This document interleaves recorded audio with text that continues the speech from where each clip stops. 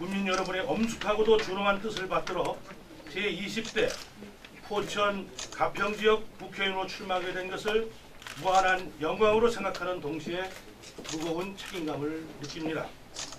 저는 인근 포천에서 초, 중, 고등학교를 나와 1975년 명지대 전자공학과를 졸업한 후 ROTC 13기로 인간해서 군의 최고 계급인 육군 대장에 이르기까지 약 37년 동안 국가 안보와 국민의 안정을 위해 헌신해 왔습니다. 가평은 제가 1980년 이곳 하상원 학교에서 중대장을 하면서 아들을 낳은 곳이고 유관급 지휘관 최고의 영광인 재구상을 받아 장기복무의 터전을 마련한 곳이기도 합니다.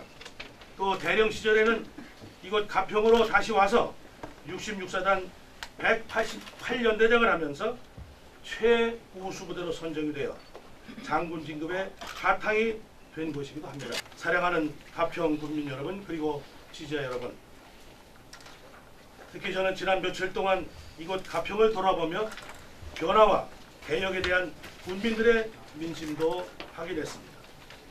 변화와 개혁의 도도한 물결, 그것이 바로 가평 국민의 열망이었고 기대였습니다. 그래서 저는 오늘 이 자리에 서서 가평 국민들의 기대와 열망을 바탕으로 지역사회와 나라를 위하여 저의 제2 인생을 불태울 것을 다짐하면서 출마 의견을 몇 가지 짤막하게 말씀드리고자 합니다. 세계적인 청정, 휴양, 관광, 전원도시 가평을 만들어서 경제적으로 자족할 수 있는 도시로 성장시키는 데 최선을 다하겠습니다. 삶의 즐거움을 만끽하고 생활 중에 자신이 지닌 예술적 재능이 발휘될 수 있는 문화도시 가평의 기초를 튼튼히 만들어 나가겠습니다. 셋째, 가평 국민 여러분들의 자존심 회복과 생활권 위주의 삶의 질을 향상시키는 데 최선을 다하고자 합니다. 천혜의 땅 가평군의 특징을 살려서 세계인이 찾아오는 관광 레포츠의 메카를 만들어서 가평 국민의 삶을 질을 향상시키는데 모든 노력을 기울여 나갈 것입니다. 국민을 위하여 또 공익을 위하여 새로운 정치 문화를 개선하는 데 감히 앞장서고자 합니다. 다섯 번째, 안보 지킴이와 평화 통일의 기수로서 선도적 역할을 수행하는 국회의원이 되고자 합니다. 여러분 지켜봐 주십시오. 저 이철이가 약속한 이것들을 반드시 이루어내겠습니다. 여러분 많은 소원을 부탁드립니다. 감사합니다. 민주당에 입당하시기 전에 안철수 당과 더민주당에서도 함께 했던 것으로 오해를 받는 것으로 알고 있습니다. 여기에 대한 해명을 간단하게 부탁드립니다. 이 문제에 대해서는 제가 여러분들 잘 좀 써주셔야 되는데, 제가 새누리당 입당하기 전에 김영우 의원과 개인적으로 작년 10월 달에 서울에서 식사를 한 적이 있습니다. 그래서 김영우 의원이 개인적으로 이 문제에 대해서 물어보길래 내가 자문을 해줬지만 그 정당에 가입한 적은 없다. 거기에는 정당이 아니었다. 가입한 적이 없다 하는 것을 분명히 얘기해줬고 거기에 대해서 이해를 했습니다. 그리고 제가 새누리당에 입당을 할 때 경기도당에서 지역구 의원인 김영우 의원에게 동의를 구한 다음에 저에게 새누리당 입당 허가를 해 주었습니다. 만일에 이것이 문제가 된다 그러면 김영우 의원이 입당을 승인하기 전에 안 된다고 거부를 했어야 됩니다. 그 당시에는 승인을 해놓고 이제 와서 제가 강력한 경쟁자로 부상하니까 이제 그것을 소위 말하면 흑색선전의 도구로 사용하고 있는 것입니다. 이 문제는 선거가 끝난 후에라도 반드시 문제를 삼을 것입니다. 언론은 흑색선전의 도구가 돼서는 안 된다고 저는 그렇게 생각합니다. 지금 그러면 자체 새누리당 여론조사가 김영우 국회의원하고 후보자님하고 어느 분이 앞서는 걸 저는 모릅니다. 아시면 좀 알려주십시오. 저는 모르고 우리 포천 그 어느 지역 신문에서 저기 여론조사 기관에 의뢰해서 여론조사를 발표한 게 있습니다. 네, 저는 그 발표에 의하면 저희가 한 것이 아니고 언론사에서 한 겁니다.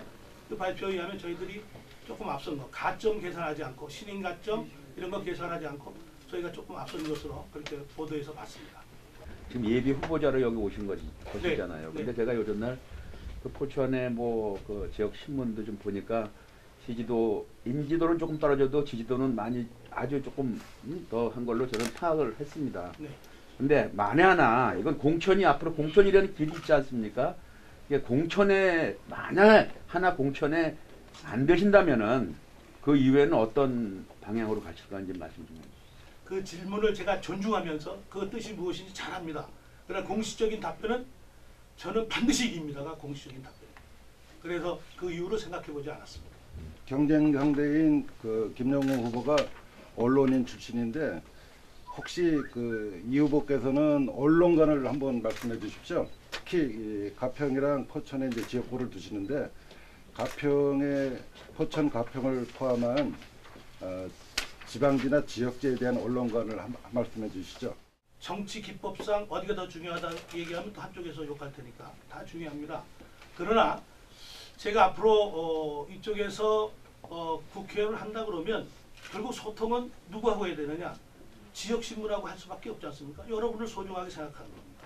제가 중앙 그 언론기관과 연결고리가 없어서 그런 건 아니고 어쨌든 모든 그 여론, 모든 의견은 이 지방지, 지역지를 통해서 정확하게 전달될 수 있는 것이기 때문에 앞으로 저는 뭐 기자들 여러분들과 만남을 중앙지 한 번 하면 여러분 10번 하겠습니다. 여러분을 그만큼 제가 소중하게 생각하고 언론의 통로로서 여러분들과 같이 이 지역을 함께 이끌어 나갔습니다. 당선이 되시고 나면은 일단 뇌 구조가 바뀐답니다. 모든 사람들이. 네. 저도 들어봤습니다. 예, 네. 이한 로버트슨 교수가 미국에서 쓰신 분이 계신 분이 발표한 걸 봤는데 당선이 되면 소통이 안 돼요. 대부분 다. 그렇죠? 그런데 소통이 가장 중요하다고 생각하거든요. 저는요. 그렇습니다. 네. 어느 누구든지 네. 뭐 현직 위원장이든지 읍장이든지 우리 교수까지 그런데 꼭 소통을 가장 잘하는 의원님이 되십시오. 일단은. 저는 수많은 지휘관을 하면서 예하 지휘관들에게 소통을 강조하면서 뭘 강조했냐? 소통은 조직 속에서의 소통은 우리 인간의 호흡과 같다. 호흡이 끊어지면 죽는 것처럼 소통이 안 되는 조직은 죽는다. 이걸 강조했습니다. 그래서 소통이 안 되는 이유, 뇌의 구조가 바뀌는 이유, 저는 공부했습니다. 리더십의 대가이기 때문에. 제가 지금 대가를 인정합니다. 선거제도도 바뀌기 때문에 제 뇌 구조는 지금처럼 지역 주민들이 50% 이상 차지할 수 있도록 제가 각 납땜을 해놓겠습니다. 가평 주민들이 원하는 지금 현안 사업을 어느 정도 파악하고 계신지 소개를 좀. 가평에 대해서 민원이나 이런 것들에 대해서 소상히 알지 못합니다. 그러나 최근 여기 보시는 것처럼 가평에 여러분들이 도와주시기 때문에 원하시는 게 무엇이고 무엇이 문제인지를 짧은 기간 동안에 많이 파악했습니다. 그래서 우리 교통 문제라든가 저 호병산과 수원산을 연결하는 터널 문제라든가 이런 것을 비롯해서 우리 청평의 발전에 저해가 되고 있는 군병원의 이전 문제라든가 또 가장 큰 문제는 우리 가평 국민들의 가장 큰 정치적인 갈증은 뭐냐? 소통이었습니다. 소통이 안 되고 자기의 의견을 누구한테 얘기하기도 어렵고 얘기를 해도 답변도 없는 메아리가 되고 이런 것들이 가장 기본적인 민원이었고 그런 걸 좀 잘해달라는 것이 첫 번째 민원이었고 제가 지금 말씀드린 지역별 발전 계획에 대한 현안들을 지금 파악하고 모집하고 그것도 융합 중에 있습니다. 새누리당 정식 후보가 되면 제가 그 취합한 것들을 잘 정리를 해서 공약으로 여러분 앞에 다시 나타날 계획입니다. 본래 목소리가 굉장히 좋습니다. 근데 이게 정치청을 보도하니까 긴장이 됐는지 감기가 걸려서 빨리 치료하고 다음 제가 새누리당 이 경쟁에서 이겨서 정식 후보가 돼서 여러분 뵐 때는 좀 더 맑은 목소리로 모시도록 하겠습니다. 감사합니다. 이철이! 화이팅! 화이팅! 화이팅!